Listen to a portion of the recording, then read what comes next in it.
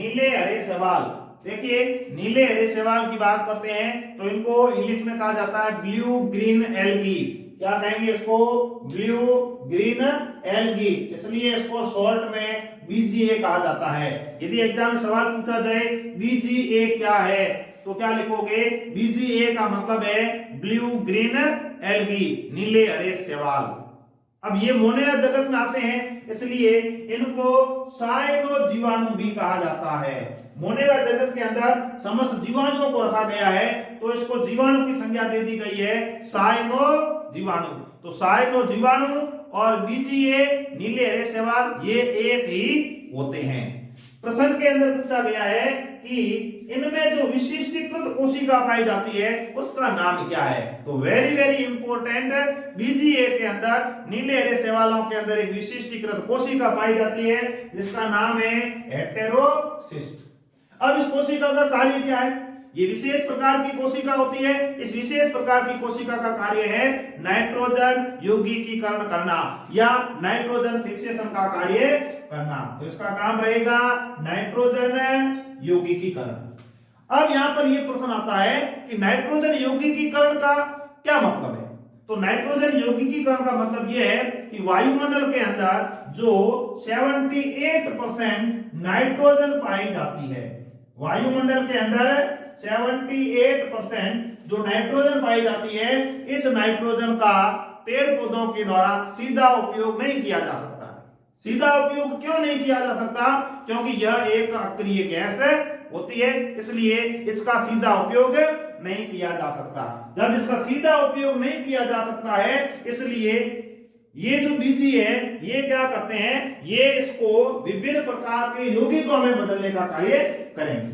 जब ये विभिन्न प्रकार के नाइट्रोजन के यौगिक जैसे NO2, NO3, N2O, HNO2, HNO3 मतलब अलग अलग यौगिकों में ये बदल देंगे तो उसके बाद ये जो पेड़ पौधे हैं इस नाइट्रोजन का उपयोग कर सकते हैं।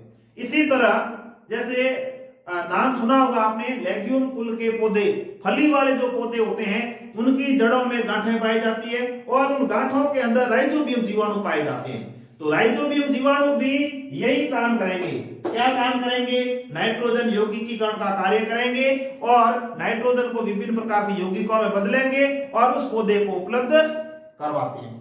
ऐसा जो संबंध होता है इसको सहजीवी संबंध कहा जाता है। मतलब राइजोबियम जीवाणु और फली वाला पौधा ये दोनों साथ साथ रहेंगे, मतलब एक दूसरे का क्या करेंगे?